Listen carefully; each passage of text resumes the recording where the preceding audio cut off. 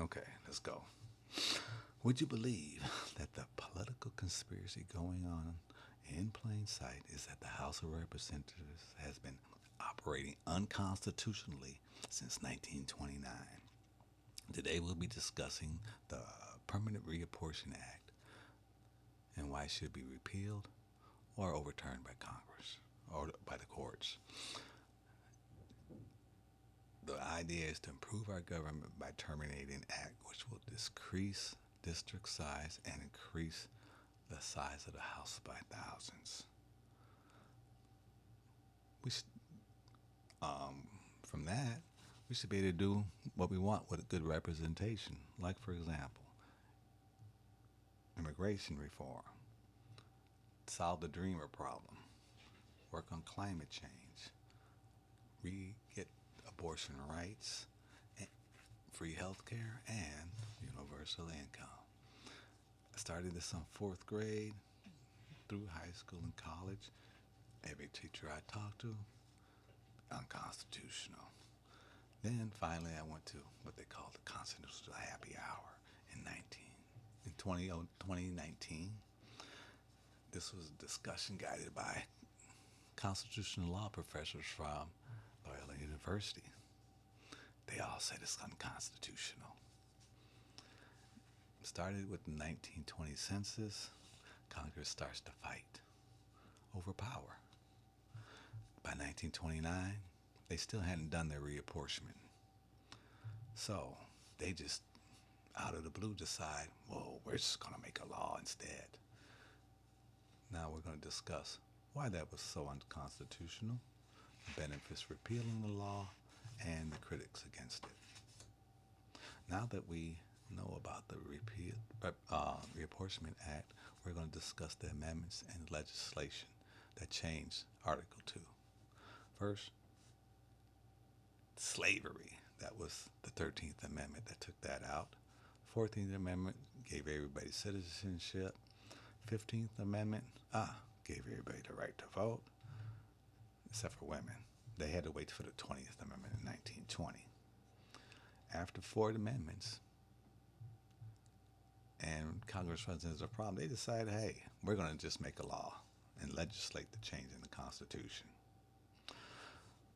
What makes it unconstitutional? Well, first, they didn't follow the procedure for changing the Constitution. You're supposed to have an amendment, and that amendment has to be approved by 3/4 of state legislatures. Then there's the intent of the founders. The founders intended the House to grow. That's what they put the census in there to reapportion it every 10 years. Finally, unequal representation. This cap has resulted in unequal representation for people, for districts, and for states. That is bad. So then, after Congress says, "Oh, we're gonna do this," oh, I did that already. We go to the benefits. The benefits of overturning this law. Well, first of all, according to Carol Kane of the Democracy and Constitution Clinic at Fordham University, it's a long list. Reduce partisanship, improve responsiveness of the government, equal representation, less gerrymandering, electoral college parity, it can reduce corruption, resist special interests, increase 30 parties, increase diversity, less party conformance, less party leader control, and imaginable workload for Congress members. We're not going to go over all that, just a little bit of it. Local responsiveness makes sense because if you have smaller districts, there's going to be more homogeneous. You can get more done. There's going to be less arguments. Equal representation is easy. That will just have the same number of people in the districts, no problem. How would political parties benefit? Well, less gerrymandering since smaller districts and more people make gerrymandering a lot harder. As your party increases, it's going people will have different opinions, and there's going to be more diversity. Better for decision making.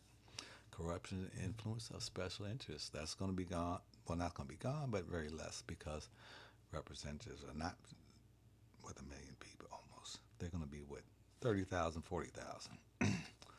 Too many for the special interests to go after, pretty much.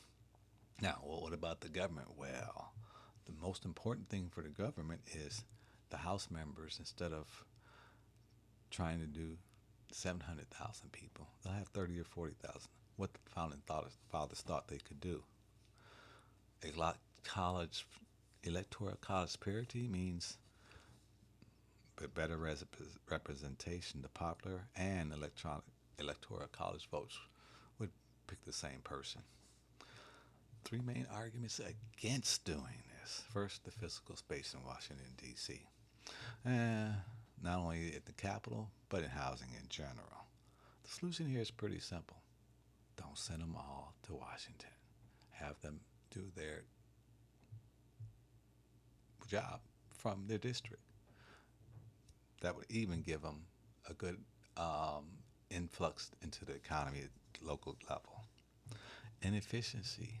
They say, oh, too big, 10,000. Well, there's a whole bunch of organizations that are that big, and they do fine. The real inefficiency with Congress is coming from them fighting to get votes by lying.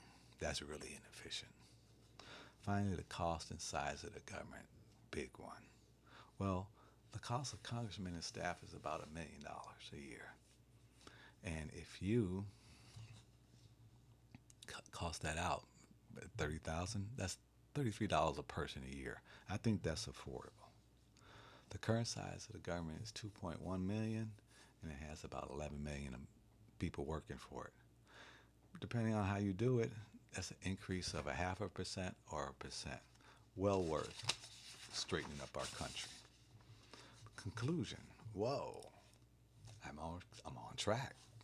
Ooh, I shouldn't say that. First, we discussed how Article 1, Section 2 was amended and changed with the Reapportionment Act. Then we examined 3 cases where the Reapportionment Act is unconstitutional.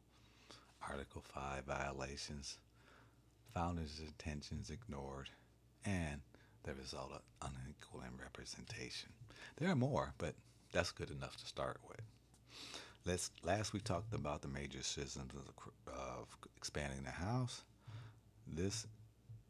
Given all that, you can see that this act was not for the people. It's a fight for political control between Democrats and Republicans and their big donors. Washington gives us a lot of lip service to the Constitution, but none mention the constitutionality of 435. Today there's a conspiracy of silence between politicians and the government where unconstitutionality is hidden by ignoring it. Neither side wants to blow the whistle because the act gives them shared control of the political system. The weakness of the strategy is it breaks down when people do talk.